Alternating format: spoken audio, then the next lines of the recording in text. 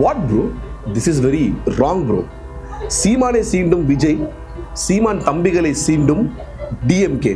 அதே மாதிரி டிஎம்கேவும் பிஜேபியும் ஏதோ ஒரு கேம் விளையாடுறாங்க. பிரசாந்த் கிஷோர் வருகையால டிவிகே கட்சி தலைவர் விஜய் வீணா தான் போக போறாரா? ஸோ மக்களே, இன்னைக்கு நம்ம இதை பற்றி டிஸ்கஸ் பண்ண போறோம்னா, வெற்றிகரமாக 2ஆம் ஆண்டுல அடியெடுத்து வைக்கிறாங்க டிவிகே கட்சி. அந்த விழாவில் உள்ள பலத்தையும் பலவீனத்தையும் பற்றி பேச போகிறோம். அப்படியே போகிற போக்கில் சீமானுடைய பலத்தை பற்றி பேசலான் இருக்கோம். நான் உங்கள் தேவ் டேனியல். வாங்க வீடியோக்குள்ளே போகலாம். எவ்வளோ சீரியஸாக ஒரு பிரச்சனை ஓடிட்டு இருக்கு. இவங்க 2 பேரும் அதாங்க நம்ம பாசிசமும் நம்ம பாயாசமும். இந்த நிகழ்ச்சியில் விஜயை தவிர மிச்சம் எல்லாருமே அதிக நேரம் பேசினாங்க, ரொம்ப நல்லாவே பேசினாங்க. ஆனால் யாருமே அரசியல் ரீதியாக பேசல. எல்லாருமே விஜய் ரசிகராக தான் பேசினாங்க, ஒருத்தர் தவிர ஆதவ் அர்ஜுனா. அதே மாதிரி நீங்க ஆவலா எதிர்பார்த்துட்டு இருக்கிறது விஜய் என்ன பேசினாரு அப்படின்றதான் நல்லா தெரியும் எனக்கு. ஸோ நாங்களும் அதை பற்றி தான் பேச போறோம். ஓப்பனிங்லே பச்சை தமிழன் விஜய் இங்கிலீஷ்ல ஆரம்பிக்காரு. Ideological principles at any cost, I am here to collaborate. ஒரு கணம் எனக்கு டென்ஷன் ஆயிட்டு, என்னடா இப்படி பேசுறாருன்னு. அதுக்கப்புறம் தான் தெரிய வந்தது, வந்திருக்க சீஃப் கெஸ்ட் வந்து பீகார்காரரு பிரசாந்த் கிஷோர். சரி, ஓகே. நம்ம விஜய் அறிவுள்ள அரசியல்வாதியாகவும் அரகுர அரசியல்வாதியாகவும் 2 சேர்ந்த கலவையாக தான் இதில் பேசினாரு. அவர் பேசின சில முக்கியமான பாயிண்ட்ஸை பற்றி தான் நம்ம டிஸ்கஸ் பண்ண போகிறோம். அதில் முதல் என்ன சொல்கிறாரு பார்த்துக்கிட்டிங்கன்னா, பூத் லெவல் ஏஜென்ட்ஸ், BLA அப்படின்னு சொல்லுவாங்க. அது ரொம்ப ரொம்ப முக்கியம். பூத் லெவல் ஏஜென்ட்ஸ், இது வந்து பெரிய பெரிய பாரம்பரிய கட்சிகளுக்கு தான் ரொம்ப அதிக நம்பர்ஸில் இருக்கும் அப்படின்னு சொல்லியிருக்காரு. இப்படி பார்த்தா 69,000 பூத் வந்து இருக்குது. வரப்போகிற 2026 எலெக்ஷனில் அது எல்லாமே நம்ம கட்சி, அதாவது அவங்க கட்சியை சேர்ந்த ஆள் தான் இவங்க ஹையர் பண்ண போகிறாங்க அப்படின்னு சொல்லியிருக்காரு. பூத் ஏஜென்ட்ஸாக நம்மளுடைய கட்சி தோழர்களை தான் நியமிக்க போகிறோம். அது மட்டும் இல்லாமல் அதுக்கான கமிட்டி மீட்டிங்கும் கூடி சீக்கிரம் நடக்க போகுது. அப்போ தெரியும் டிவிகே கட்சி எந்த கட்சிக்கும் குறைஞ்ச கட்சி கிடையாது அப்படின்னு.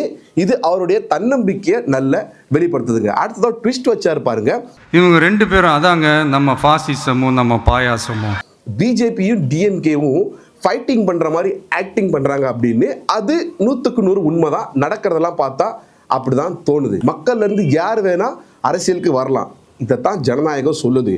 ஆனா மக்களுக்கு பிடிச்சவங்க ஒருத்த வந்தா இவங்களுக்கு வயிறு எரியுது அப்படின்னு டைரக்டாவே தாக்கியிருப்பாரு.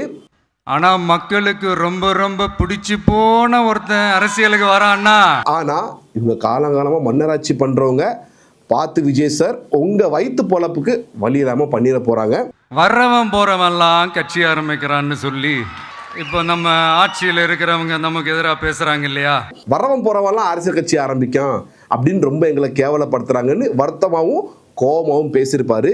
திருட்டு ரயில் ஏறி வந்தவங்கலாம் தமிழ்நாட்டுடைய சிஎம் ஆகி பரம்பரை ஆண்டுகிட்டு இருக்காங்க. இவர் பச்சை தமிழன் மண்ணின் மைந்தன் சிஎம் ஆயிட்டு போறாரு, எந்த ஒரு தப்பும் இல்லைங்க. அடுத்ததா அவங்க கட்சி மேல வந்து ஒரு குற்றச்சாட்டு வைக்காங்களாம். என்னன்னா, நம்மளுடைய மாவட்ட நிர்வாகிகள் எல்லாருமே வெறும் இளைஞர்களாகவே இருக்கிறாங்களாம். ஏன் இருந்தா என்ன, இங்க யங்ஸ்டர்ஸும் ரொம்ப எளிமையான மக்களும் தான் இருக்காங்க அப்படின்னு. இந்த குற்றச்சாட்டை வச்சது யாருன்னு தெரியல. யங்ஸ்டர்ஸுக்கு மேல ஒன்று பண்ணலாமா, மான்ஸ்டர்ஸை வச்சிடலாமா? ஆனா பாவியலா ஒரு கீழ்மட்ட மக்களை அரசியலுக்கு கொண்டு வந்து மக்கள் பிரதிநிதியா ஆக்குறது தான் ஒரு அரசியல் கட்சியோட வேலை. இது கூட தெரியாம இதெல்லாம் கம்ப்ளைண்ட் வச்சிருக்காங்க பாருங்களேன். அடுத்து என்ன சொல்றாருன்னா, அது என்னன்னா, நம்மளுடைய கட்சி நிர்வாகிகள் எல்லாருமே சாதாரண குடும்பத்திலிருந்து வந்தவங்களாம். எங்க கட்சி எளிமையான மக்களுக்கான கட்சி அப்படின்னு சொல்லிருக்காரு. இது ஒரு விதத்துல ஒத்துக்கலாம், இன்னொரு விதத்துல ஒத்துக்க முடியாது. ஏன்னா அவர் விஜய் பயலகம்னு ஒரு ஸ்கூல் நடத்திட்டு வராரு. அதுல ஏழை எளிய மாணவர்கள் படிச்சு பயன்பெற்று அதை ஸ்டேஜ்ல கூட பேசியிருந்திருப்பாங்க. இன்னொரு விதத்துல பாத்துக்கிட்டீங்கன்னா, இப்போ ரீசெண்டா அவர் மேல ஒரு குற்றச்சாட்டு வந்திருக்கு. என்னன்னா, அவர் தனியே சிபிஎஸ்இ பிரைவேட் ஸ்கூல் வச்சு நடத்திக்கிட்டு இருக்காரு, அதுல மும்மொழி கொள்கை ஃபாலோ பண்ணப்படுது அப்படின்னு. அதுக்கு ஒரு விளக்கம் கொடுத்துருக்கலாம். நீங்க நெகட்டிவிட்டி விட்டு தூரம் இருக்கிறீங்க, அது தப்பே இல்லை. பட் உங்க மேல குற்றச்சாட்டு வைக்கும் போது ஒரு அரசியல் தலைவரா நீங்க விளக்கம் கொடுத்துதான் ஆகணும். இல்ல அது வேணாம். இதுக்கு நம்ம பிளாஸ்டிக் சேரை எவ்வளவு பரவாயில்ல, திருமாவளவன் என்ன பண்ணிருப்பாருன்னா விளக்கமாவது கொடுத்துருப்பாரு. மும்மொழி பத்தி பேசுறேன்னு சொல்லி என்ன சொல்லிருப்பாருன்னா, எவ்வளவு சீரியஸா ஒரு பிரச்சனை ஓடிட்டு இருக்கு. இவங்க 2 பேரும் அதாங்க நம்ம பாசிசமும் நம்ம பாயாசமும். இந்த செட்டிங்லாம் பண்ணி வச்சுக்கிட்டு இவங்க 2 பேரும் அடிச்சுக்கிற மாதிரி அடிச்சுப்பாங்களாம். அதை வந்து நாங்க நம்பணுமா? பிஜேபியும் டிஎம்கேவும் எல்கேஜி யூகேஜி மாதிரி சண்டை போட்டுக்கிறாங்க அப்படின்னு சொல்லியிருப்பாரு. ஆனா இவரே அதை பத்தி நர்சரி ஸ்டூடெண்ட் மாதிரி தான் பேசியிருக்காரு. ஒரு தெளிவு இல்லை, இன்னும் அழுத்தமா பேசியிருக்கணும். குறிப்பா ஒன்றிய அரசை எதிர்க்கும் போது ஒரு பெரிய ஒரு ஸ்ட்ராங்காக அவர் பேசலை. ஒருவேளை மேலே எடுத்து ஸ்ட்ராங்காக டோஸ் விழுந்தாலும் விழுந்திருக்கலாம், யாருக்கு தெரியும். அடுத்ததா அரசியலில் தாவறது வந்து ரொம்ப சகஜம்தான் அப்படின்னு சொல்லியிருக்காரு. இதுவுமே இன்டைரக்டாக அவர் நாங்கள் கூட்டணியில் இருக்க வாய்ப்பு இருக்குன்னு சொல்லியிருக்காரு போல. சில இடங்களில் ஓவர் கான்ஃபிடன்ஸாகவும் பேசின மாதிரி தோணுச்சுங்க. மொத்தத்தில் புதுசாக களத்துக்கு வந்த ஒரு கத்துக்குட்டி அரசியல்வாதியாகவும் பேசியிருக்காரு, வருங்காலத்தில் கலக்க போகிற அரசியல்வாதியாகவும் பேசியிருக்காருங்க. அடுத்ததா ஆதவ அர்ஜுனா பேசுகிறாரு. பேசின ஆட்கள்லே அவர் தான் கொஞ்சமாவது அரசியல் சார்ந்த அறிவோட ஓரளவு பேசின மாதிரி தோணுச்சுங்க. என்ன சொல்கிறாருன்னா, இவங்க அதாவது ஆளுங்கட்சி இந்த மீடியாவெல்லாம் செட்டிங் பண்ணி ஒரே உடான்ஸாக விட்டுக்கிட்டு இருக்காங்க. பொருளாதாரம் அப்படி ரீச் ஆகிட்டு இப்படி வளர்ந்துட்டு 4 லட்சம் கோடி 10 லட்சம் கோடி அதெல்லாம் ஒன்றுமே கிடையாது, கடை வாங்கி தெருக்கோடி ஆனதான் மிச்சம். இவங்க உண்மையிலே பொருளாதாரத்தை வளர்த்து அதில் ஊழல் பண்ணால் கூட இந்த மேல்நாட்டில் நடக்கிற மாதிரி தப்பு கிடையாது. ஆனால் இவங்க அப்படியும் பண்ணுறதுன்னு குற்றச்சாட்டு வச்சிருக்காரு. அடுத்ததாக என்ன சொல்கிறாருன்னா, பெரியார் அம்பேத்கர் இவங்களுடைய கொள்கை ரீதியான அரசியலை பற்றி பேசுகிறாரு. அதுக்கு அடிப்படையாக இவர் அரசியலுக்கு வர காரணமாக இருந்த ஒரு சில ஃப்ளாஷ்பேக்கையும் சொல்கிறாரு. இப்போ உள்ள டிஎம்கே மாடல் அரசு அதை பின்பற்றுறாங்களா, அவங்க நினச்சது உண்மையில இம்ப்ளிமெண்ட் ஆயிட்டா இல்லையான்றதை தெளிவாக வச்சு செஞ்சிருப்பாரு.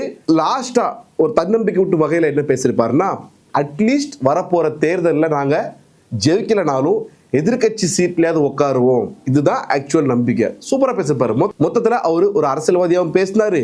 இந்த கட்சியில் தனக்கு இடம் கொடுத்த விஜய்க்கு லைட்டாக தட்டுற மாதிரியும் பேசியிருப்பாருங்க.